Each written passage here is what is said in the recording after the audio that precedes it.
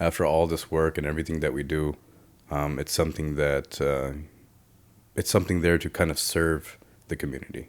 Hello, everyone, and welcome to the Farhan Ali Show, where we dive deep into the minds of accomplished entrepreneurs. I'm your host, Farhan Ali, and be ready to gain valuable insights as we take you on a journey of inspiration and wisdom.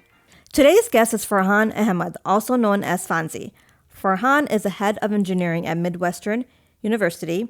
He's also vice president of the Muslim Chamber of Commerce, founder of AVCS, a successful audiovisual company, and founder and visionary of Shy Care, an organization that is focused on combating homelessness. Enjoy the show. So hi, Farhan. Welcome to the Farhan Ali Show. How you doing? Good. How about you? Good, alhamdulillah. Good. So I wanted to start off with just kind of you telling me about what you do. What do you do today? What do I do today? Okay. I work at a university. I've been there about 20 years. I'm the head engineer at Midwestern University.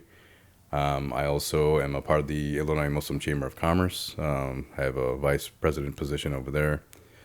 I own a audio-video company called AVCS Chicago. And I also run and I am one of the founders for Shy Care. And what exactly is Shy Care? Can you expand on that, please? Shy Care is basically the give back. You know, after all this work and everything that we do, it's something that it's something there to kind of serve the community. Is it a non-for-profit? Non-for-profit, 501c3. Okay, and how do you serve the community? Well, we go out there and we have a whole new kind of concept, a unique concept. We have mobile trucks that go out and we provide warm meals and basic survival needs. So, what that means is like in winter, we'll provide jackets, thermals, tents, propane. I mean, even down to that. I mean, they don't even have heat. So when it's like -20, we're out there passing out propane and heaters. Wow. Yeah. And so how often do you provide that? Is it like is it a daily thing? Is it a quarterly thing? A monthly thing? It's pretty amazing, to be honest. When we started, our goal was 50 a month, to serve 50 people a month. And right now we're currently at close to 2,000 people we serve a week. 2,000 people? A week. Like homeless people? A week. A week, wow. Yeah. That's amazing. Yep. That's amazing. So I kind of want to start, rewind, right? Yeah. And kind of look back to maybe how your childhood was, your background, because I want to go back there and then fast forward to how you end up doing all these things today, you know, and being a great leader in the community. Yeah, maybe I'll find the answer in this podcast too. But okay. So actually my childhood was pretty good as far as I remember. It was just me and my mother. I never met my father or anything like that. Where did you grow up? I was actually born in Chicago, in Cook County Hospital, but then we moved to Addison, Illinois. Okay. When we were young, and then moved to Bensenville. Okay. But as far as my childhood, overall, it was pretty good. Me and my mother lived with her older brother, he was just like my father, and he already had a family as well, and he had two daughters and his wife, which were like my second mom and my sisters. Okay. And up to this day, I still call them my sisters. Yeah, so it's pretty unique. Yeah. But that's the early part of my childhood. As we grew up, everything was honestly pretty good. And then the teenage years, kind of dabbled around and kind of dropped a little bit. What does that mean by dropped a little bit? You go through some changes, right? And, I wasn't the best human being, let's put it that way. I just dabbled around, tried different things, and hanging around with the wrong crowds. Yeah. I don't know how hanging out with the wrong crowds in Addison? No, not in Addison, in Bensenville. In Bensenville, yeah. Okay, So this was later. Okay. So Yeah. I lived in Addison up until I was 6, 7, and then after that I grew up in Bensenville, in the townies. Most people know. Most people who might hear this or they're from Chicago, they would understand what the townies are in Bensenville. If they know it, they know it. I don't know it, so I guess I was not around that crowd. No. Yeah. So you kind of gave your mom a little bit of a hard time in your teenage years, you would say. Absolutely. Yeah. I gave my mom a really tough time when I was I was getting in trouble a lot. Yeah, I put it through a mess, and not only her, but some of my family and all that as well. So then, what changed? I mean, when was there like a moment where you're like, okay, I'm done doing this? Yeah, I mean, Or was it a progression of time? so I've been with my wife since I was 14, right? But we decided to get married really young, 21. So, of course, I had to change before that as well. So yeah, there's a period in my mind where I'm just like, man, I gotta get out of this stuff, or I need to get a job and I need to do this stuff. But at the same time, I was also working since I was a teenager, and it was getting tough to keep up with everybody else partying and doing everything else. So that takes a toll on you too, even when you're young, because you want to go do things, but you still have responsibilities. Mm-hmm. So I think what kind of tamed me was responsibility, and then obviously getting up to getting married, and then just changing your whole life. Like now you're living with somebody and all that stuff. So you slowly change everything. Sure, that makes sense. So tell me a little bit about. Did you end up going to college? Oh man. So I did go. Man, this is kind of tough to answer because I haven't really exposed kind of this part of me. But I actually did not go to college. I went to college for a little bit, and I had to work. Sure. So unfortunately, I wasn't able to complete college. But I always loved math, and I always loved fixing things and working on things. So actually, after I got married, that's when I started working at Midwestern, and they kind of really pushed me to be to be certified. And I'm like, oh man, I got to take these exams and pass all these tests. And that's where I took all the audio video engineering classes and all that stuff, and they kind of pushed me to get certified.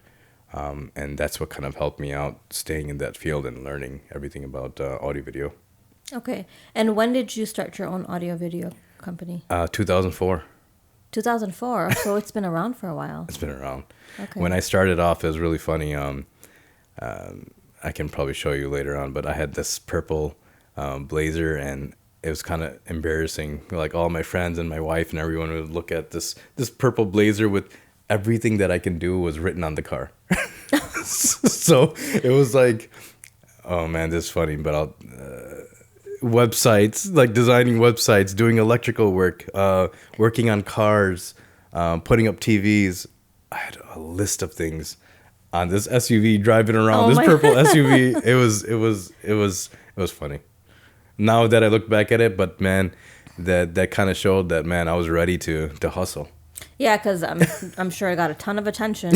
It did, and it was purple. Yeah, exactly. That's what I'm saying. It served its purpose, right? Yeah, It did. You didn't care about anything, but at that point. I was just trying to hustle and make money and kind of, survive. Yeah.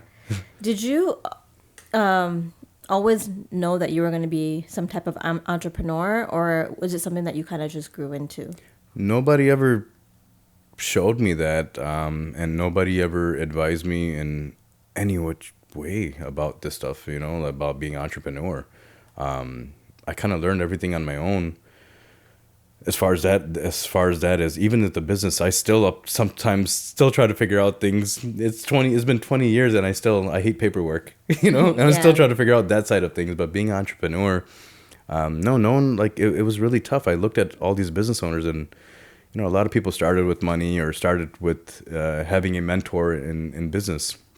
For me, unfortunately, I just had to hustle and I had to work. So AVCS just kind of grew. Like, the original aim for AVCS was audio visual computer specialist. So it's like this long title, right? Yeah. So then my wife is like, "Hey man, this is ridiculous. You have all these words for your business name on your car before you even get to the other text." Yeah. So but the cool part was, so that's why we condensed it down to AVCS. But the cool part was, I was beating up everybody on SEO. When people didn't know what SEO was, I was like the main SEO guy because I had all the keywords on my website at that time. So I would get calls and calls and calls. If you typed in anything, audiovisual, computer, or specialist, I'd be popping up number one on your page. This was at back that time. in 2008. 2004. And yeah. So it was pretty interesting. That's smart. What are some of the like? I know, like, from on the surface, everyone thinks, "Wow, entrepreneur people are fearless and all that," but we all know that that's not the truth. Like, what are some of the things that you would be afraid of or fear when going into this realm? Very simple. COVID just happened, right? Yep. So I had no business. I mean, luckily, I had business. Luckily, I do engineering as well. So I design a lot of the inside of buildings. But as far as the event industry, it shut us down. So my fear is always like, what happens when there's no business, or you don't get enough business, or you can't hit that limit where you need to be, right? That's always been kind of my fear. That, and plus, having the proper help and having the proper team as well. It's having the proper team, I think, might be number one to have trustworthy people around you. So what do you personally do during that time to overcome that? Lock myself in a room? No, just kidding. I just sit down and I think, what am I going to do? How am I going to handle this? Start making calls. Who can help me out? So basically, I'm very fortunate of having a lot of people, a lot of contacts over the years, and try to call people to help me out when I'm stuck somewhere. So I'll have like a list of people. Just keep on calling people. Like if I have something that pops up and something I can't handle or can't do, then I'll start making calls and try to, sometimes you have to do events for clients when it's not really profitable because you want the client. Because they're like a repeat client. They're a repeat client. Well, that's smart. Yeah, you're investing in it, and then. Yeah, one thing I learned in this industry is, first of all, I've never spent a penny on marketing. Never spent a penny on marketing in 20 years. Never. And I get calls, alhamdulillah, every day, right? But it's also your work ethics and who you are, right? I usually get along with all my clients. I care deeply. I don't care if it's $100 event or job, or if it's $100,000 job. I treat them all the same, right? But I think that's kind of goes back to it. I mean, how's your relationship with the people that are hiring you? So it's more referral-based business because of your relationships. Absolutely. Yeah. And plus, then you get annuals, right? So it's not just weddings, right? Like when you start doing fundraisers or anything like that, you're looking into people who are doing a few events a year, and they trust you. That makes sense, yeah. Trust is big. Yeah, absolutely. And I know for me, like, as in my entrepreneurial journey, relationships have been like key, like number one, right? And I think sometimes people don't pay enough attention to keeping good relationships. Yeah.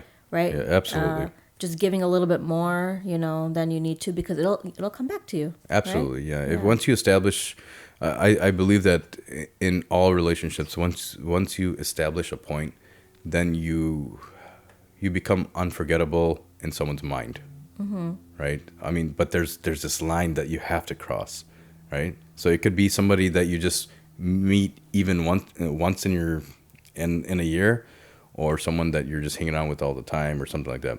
But there's got to be a line that you're going to cross that they're going to be like, okay, I know this person, and I trust this person, or I don't trust this person. Right. So. Right. Yeah. Well, you run a pretty successful, audiovisual company, and I know you're still working. So why are you still working? Tell me a little bit about that. Well, why I choose to work right now, first of all, I have to work, but I do a bunch of things to keep myself busy. I love my wife and kids. I have to make sure that I try to provide them the best life that I can. But that being said as well, I also care about my community and my city. What's reachable to me, right? So it's my family, and then outside of my family, I have to focus on what's going on around me, at least, a lot of people there's a lot of stuff going on in the world right now, right? especially with this whole with Palestine, right? Yeah. And I always remind people, I'm like, look, this is a very important topic, but what are you doing locally? If you got this passion for Palestine, which you should, but what are you doing locally?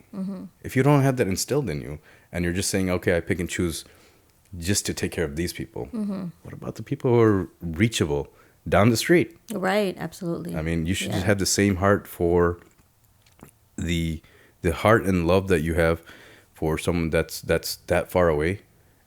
And, you know, one thing, and sorry to kind of throw this out, but I'll be like, you know, I'll have a conversation with somebody and they'll be like, oh man, I wish I can go there. I wish I can help them. I wish I can provide food to them. I said, sure, why don't you send them money? But hey, I know a bunch of people who live down the street or in your own city who you can help out and drop off some food. Oh yeah, you know, I'll get to it when I this and that. Okay, you just said it, man. You wish you can go over there and do all that stuff. Why don't you send the money? But why don't you over here go out and do it? You know? I think that's a really good point. You know, there are people, you know, all over the world that are starving or whatever the case is, right? Yeah. And I think sometimes that happens because we are supposed to be aware of this happening, right? Yeah. And you can't always help as much as you want to because you're not within your reach. You help send money or whatever the case is, right? But you're absolutely right. It's for us to be aware that look inside and look into your own community and help. Because if everybody did that, I don't think we would have. It's a drop of water in the pond. It's a ripple effect. Yeah, it is. Yeah. You're the drop. Yeah. I mean, the ripple is gonna come. You just be the drop, and watch if everyone just takes care of their community, we wouldn't have a problem. Yeah. If everyone just stopped putting on these blinders, we wouldn't have a problem. You know? Yeah. How much time do you think you invest, like on a weekly basis, on Shy Care? About 40 hours. It's like 40 hours a week. Volunteering, wow. Yeah, less. Well, even before Shy Care started, I was still on the Shy Care path, right? So I've been doing this for about 7 years. I didn't spend that much time in the beginning. It started off slowly. But when Shy Care was about to start, this is March 2020, when we became an official 501c3. We're putting in more than 40 hours a week. And not just me. Brother Asif, Brother Miraj, Brother Bashir joined on. Everyone on our team. Yeah. When we first started, it was a lot of time put into it, you know. A lot of time to put into it. Why not invest these 40 hours in another business and become a multi-billionaire? You know what? Honestly, I could have. Now that I look at it, easily could have done it. Yeah. But the part of success and the rewards that you get in this, it's totally different. You know, I'm getting different rewards within myself. It's different. I don't know how to put it, but basically, there's a path of success financially, if you think so, if that's what success is to you. But the true form of success to me is how many people could you help? Imagine the value of that, you know. Before we even started this podcast, we were talking about something small, but if you can change one person's life, wow, right? Yeah. You, as a person, can change another human being's life, right? Now, take that times 10, times 100, times 1,000, right? If you want to change people's lives and you want to really do something, that becomes a whole different game, right? And then absolutely, you look for that kind of success, like making money. What are you gonna do? You know, and there's a limit too, right? I mean, anyone who's financially successful will tell you there's a point where you're just like, okay, I can eat anywhere I want to. I can fill up gas anytime I want to, right? And I can go pretty much wherever I want to do and do whatever I want to do, right? Yep. And you don't have to be a millionaire, first of all. Right. That line Absolutely. is under $1 million, and people don't realize from that to a multimillionaire, you're the same person. You're just spending more and doing more things, and there's nothing wrong with that. That's cool. Yeah. But also give back. Yeah. Right? So you can be rich, fine. No problem. No, you know, But I mean, I have some nice things myself, you know. Yeah. It's not. I mean, I'm very humble, but I also enjoy some nice things too. Sure. Yeah. So, but you just have to always give back. That's the part that's gonna make you happy, you know, giving back, helping somebody out. Yeah. No, making money is just making money. Right. I feel like there's something called feeding the soul, right? Yeah, absolutely. And I think that there's different phases in your life. At least for me, like I feel like there's different phases in your life, and you know, in your early 20s to like maybe in your late 30s, you know, you're trying to make it, Yeah. right? You're focusing on the financial aspect. Yeah. Yeah, more so. Because you need to fill yourself up first, right? And then Absolutely, you're yeah. trying to figure out who you are as a person, what your purpose in life is, all of that. Yeah. And then there comes to a time where you're like, okay, yeah, I've got pretty much everything, but there's something missing, right? And, Yeah. And even with me, like even me doing these podcasts, it's not like I get paid for it or anything. Yeah. It's a form of hoping that it inspires somebody, Yeah. you know, talking to my guests or whatever it is, and spending that time doing it. And you know, that fulfillment I feel inside, like feeding my Yeah. soul, is way better than me going out and buying a new car. Absolutely. We talked about this even before we started too. I mean, that little chat that we even had right now. I mean, it's really if you can change a person's life. Yeah. If somebody's even watching this, or somebody even gets an idea, let's say even if it's a business idea, some spark, Yeah. anywhere, Yeah. it's job well done. Yeah. You know.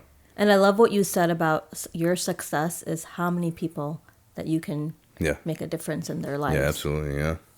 I mean, And that's a really good way of you know, looking at that. It Yeah. takes time, man. Yeah. It takes time. Like it's, you know, sometimes I talk to my son and we talk about, you know, he talks about video games, and this is like a game, you know, life's like a game. Like how many people could you help out? Like right now, I'm thinking about, even while we're doing this, I'm thinking about the people that we go and visit on the streets, how many items we pass out, everything like that. I mean, if there was we keep track of things, but I'm just thinking like the point scale of how many items you're passing out, everything. It just keeps on going up and up and Yeah. up. You know, you're kind of challenging yourself. Yeah. You know. And you're kind of growing ShyCare like somebody would grow a business. Yeah, and I mean, I Yeah. don't take full credit at all. I just want to throw that out there. Yeah, The team sure. works so hard. I've delegated all these tasks to all these amazing people, and the team really runs ShyCare now. I mean, they're amazing. That's awesome. So why did you shift a lot of your focus to philanthropy? Like what inspired you to do that? I mean, there's a lot in my life that happened, but again, going back to who I was, kind of being a little negative, and when I was younger, and looking at my mother, really, my mother worked her butt off, right? So my mom was a solderer at a factory Okay. for 25 plus years, and an assembly line. You know, made minimum wage probably, right? Or She was raising you on her raising me. own. And she did a great job. When I was younger as a kid, like, I didn't even care about my dad. I didn't even have a concept of a father or nothing, you know? Because you never met I wasn't even sad. I wasn't even sad when I was young. I got sad when I got older. It's funny. Because, you know, when you have kids, then you realize I didn't have this moment. Yeah. Right? Because you don't know at that time. Yeah. Like, for someone who doesn't have a father, or like I didn't have brothers and sisters like I told you guys, but I still have my cousins who are my sisters, and I call them my sisters even up to this day. But knowing that you didn't have that, you know, and my mom was busting her chop all the time, but we had a good time. Like every Tuesday, she would get like Little Caesars pizza, and you know, life was good. Yeah. But then you think about it, like, man, this lady worked her butt off, and she made it look so smooth. And now me and my wife, we have 2 kids, and we, you know, my wife's a gem, man. She's working all the time at home. You know, it's not easy. You know, some people might make it look easy. Yeah. But it's hard being at home too, and being a mother. It's probably Absolutely. harder than all my jobs combined, to be honest. You know, so I give her props all day. You know, and all mothers too. You know, but it's hard. But looking at my mom, you know, working at the factory, coming home, putting a smile on her face, being the glue of the family, right? And then you really see it too, right? sorry, I'm jumping around because I'm thinking about my mom right now. Yeah, no. But I love her. I love Yeah. her so much. She passed away right after I started Shy Care. But knowing that how much effort she put into me and me not realizing it at that time. You see? So that's why I'm giving this long answer, because it took a while for me to realize that, man, this lady stands all day and she solders. And most people probably won't even know what soldering is, but I solder because I do wiring and, Sure. you know, Yeah. and just the fumes and this and that. I remember going to her work and just, watching a assembly line of pretty much male dominated field, right? And my mom just there soldering, desoldering car parts, I'm like, wow, this lady put so much work into her life, and a lot of mothers do too, and fathers. But if I don't do something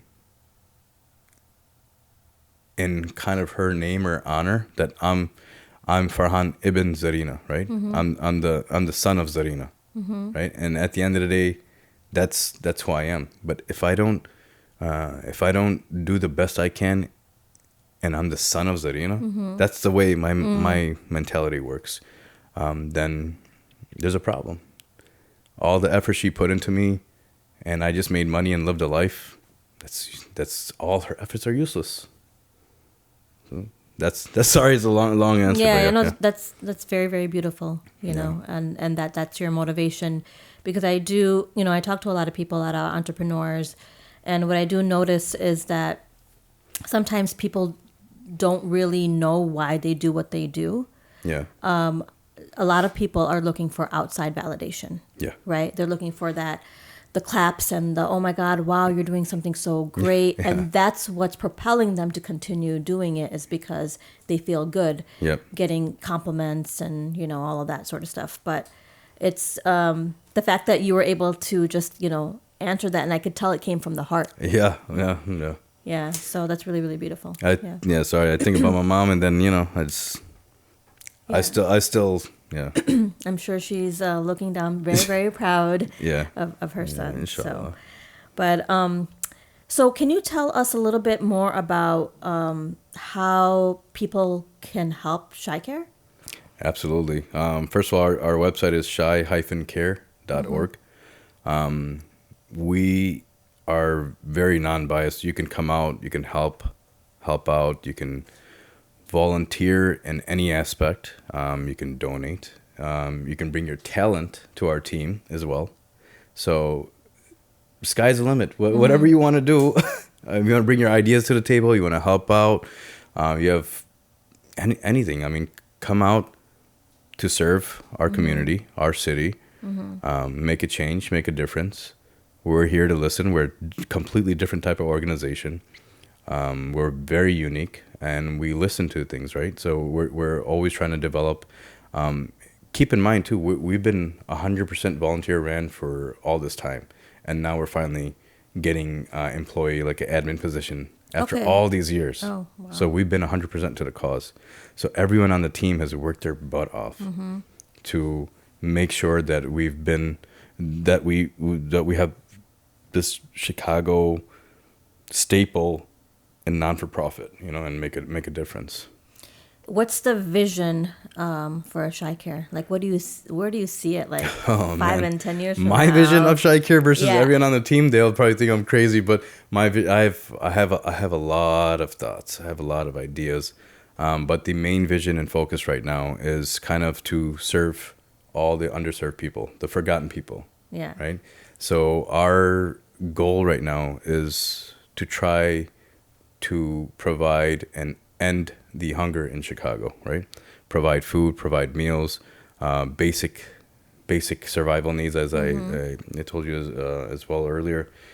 But to provide dignity, hope, that's extra stuff that we want to make sure that we're out there. I mean, there's a lot of people who are out on the streets, and you want some fairness, some equality.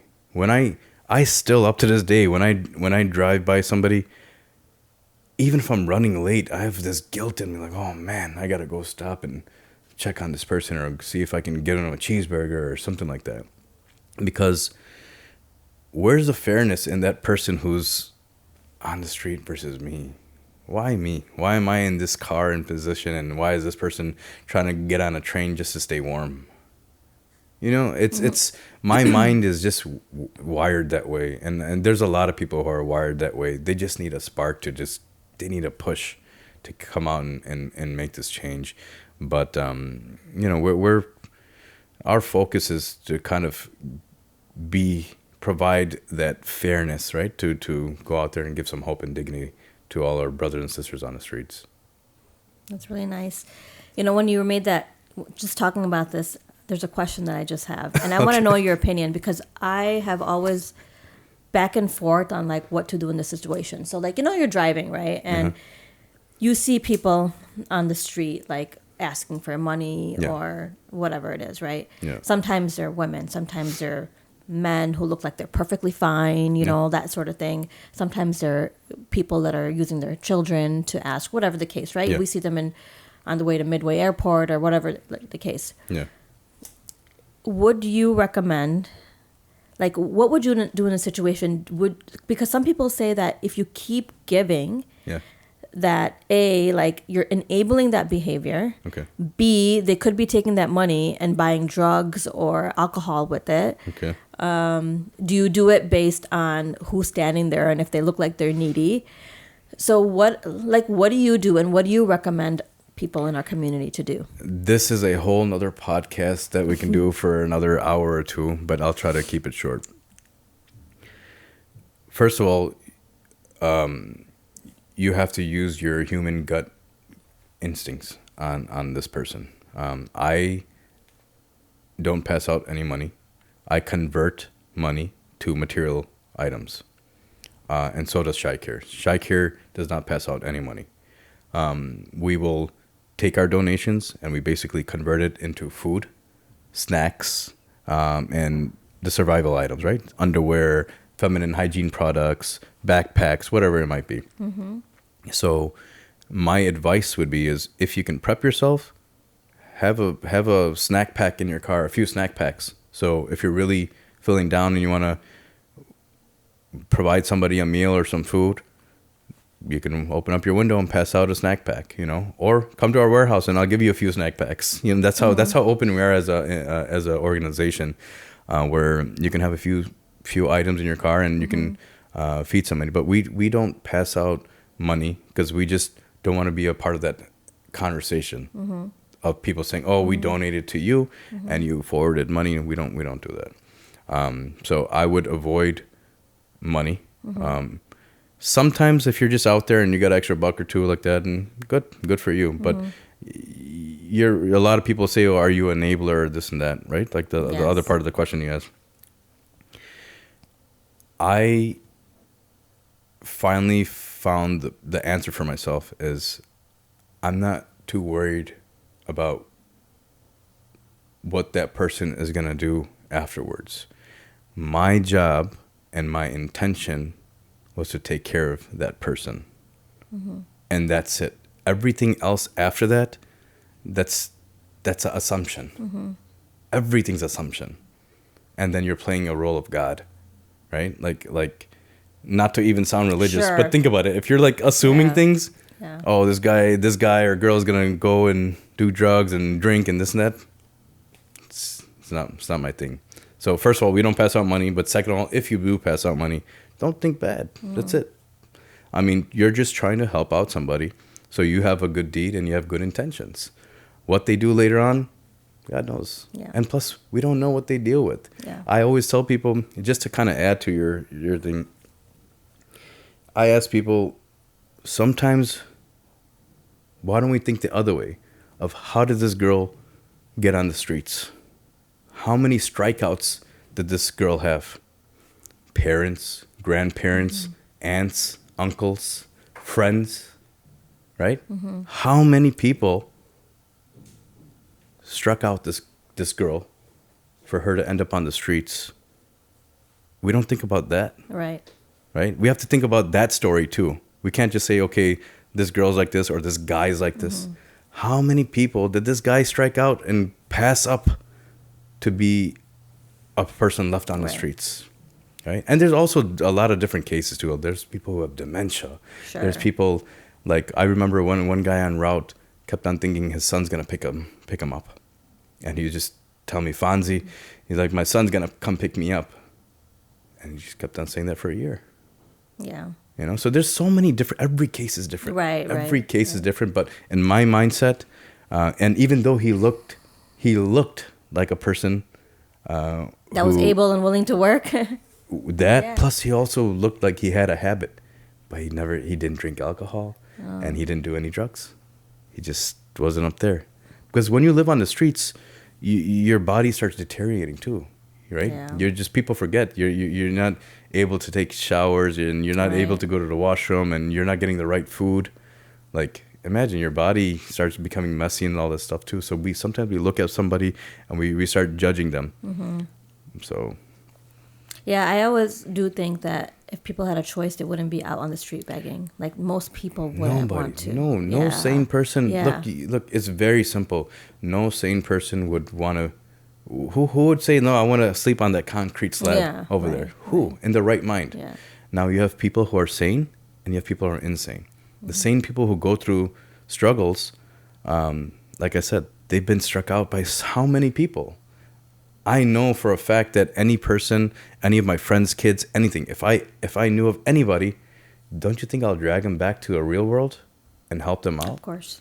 Right? Mm-hmm. We do that for our friends, our family, our anybody that we know. Mm-hmm. But how many people did this person go through to end up on the streets and have nobody care for them? Yep. I always tell another thing to kind of add to this is, in my religion, in Islam, because I studied a lot, but one of the most common things that we're supposed to be doing is taking care of miskin and yatim, right? And these Arabic words mean the needy, kind of like the homeless, and yatim, the orphan. Mm-hmm. And when I see people who are homeless on the streets, they're not just homeless people. I really believe, all right, and this is my belief, is they're like orphans. They've been orphanized. They're alone in their world, right? Who's taking care of them? How did they get to this point? Mm-hmm. They are orphanized to me because they already went through hell and now they're trying to survive.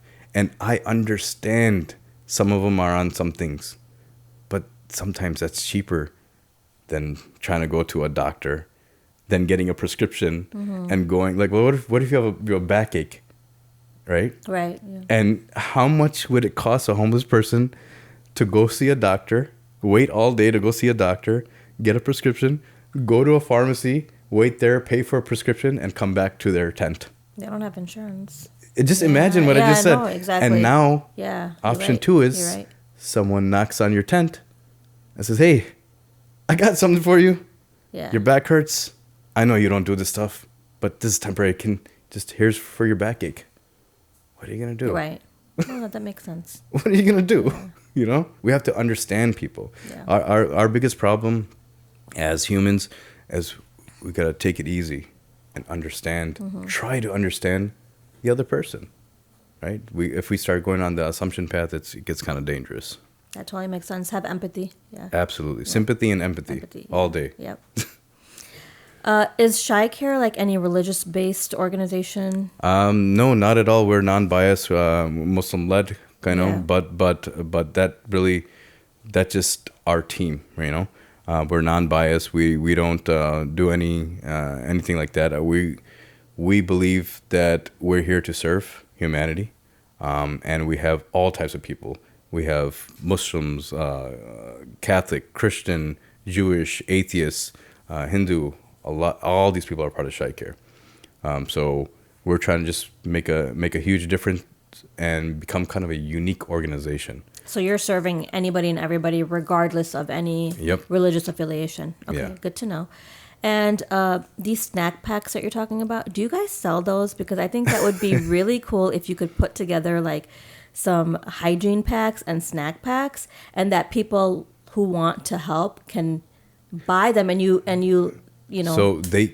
So we don't sell them, But if you want to donate to make or donate towards snack packs, yes, you can. But you can always come to our warehouse. Okay. And if someone says, "Hey, I just want like 5 in my car or 10 in my car," anyone's free to stop by and fill up a few in their car so they can pass them out.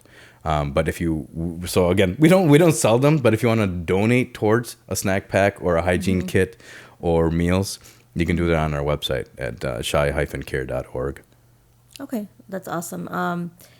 Yeah, might think about that because, like, let's just say, That's a good idea. Yeah, I mean, I get where you're going. Yeah, because let's just say it takes you like $5 to put it together, but Yeah. you charge me $10. I'd be more than happy to pay $10. That way, that person's taken care of. You have money for your organization Yep. to do more, and I have something that's ready made because There we're you go. busy professionals, and like I would rather just order on the website, get stuff delivered, Hey, and there you go. that's pretty cool. Honestly, it's a good idea where you just donate and here you go. Yeah, exactly. Yeah. Yeah, but we don't sell. But if you donate, that's even better. Yeah. Even if you don't donate, Yeah. we're still here for you. No, because I did really like your idea of having stuff ready in the car. Yeah. Whether it's hygiene or snack packs or whatever, because that way it solves that issue. You know, it's funny. I'll tell you a really quick thing is when this whole concept of Shy Care started on my side, because Brother Asif, he had his own side, but I used to do events downtown.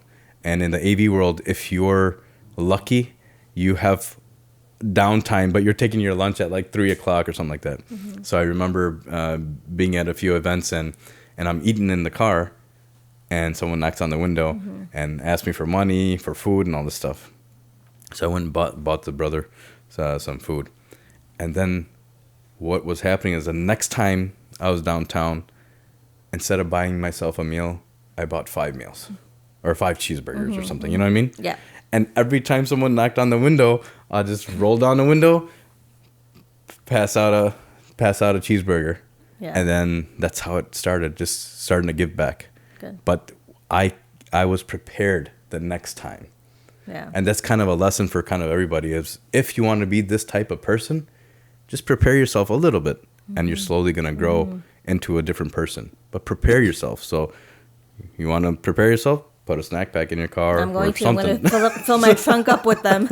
Not your trunk. It's got to be reachable. Remember it got to be reachable. You don't That's want to true. stop. You don't want to stop and pop your trunk. That's true. Yeah. So, okay. Well, thank you so much. I'm going to have, the information if anybody wants to get a hold of you. Yeah. We'll put the information. Awesome. I got one more plug. Go ahead. September 21st, we're doing a 5K in the city of Chicago. Okay. Montrose Beach, September 21st. We're doing a 5K, first of its kind for homelessness in Chicago. Oh, nice. Okay. So it's a Shy Care 5K. Okay. If anyone's out there listening or you as well, sign up, run, walk, come out and support. It's going to be a very unique event and a fun event. So. No, I'll definitely be there. And I'm glad it's in September because I can't stand the heat. Hey, you can, and people who don't run, you can walk. Yeah, walk/run. Yeah. Yeah. Awesome. Well, definitely we'll go ahead and promote that. Thank you. On all social media. And for those of you guys that are listening, please support Shy Care. They're doing phenomenal work. And the leaders and the organization is amazing. So thank you. Appreciate it. Thank you for being on the show. Awesome. Thank you. All right.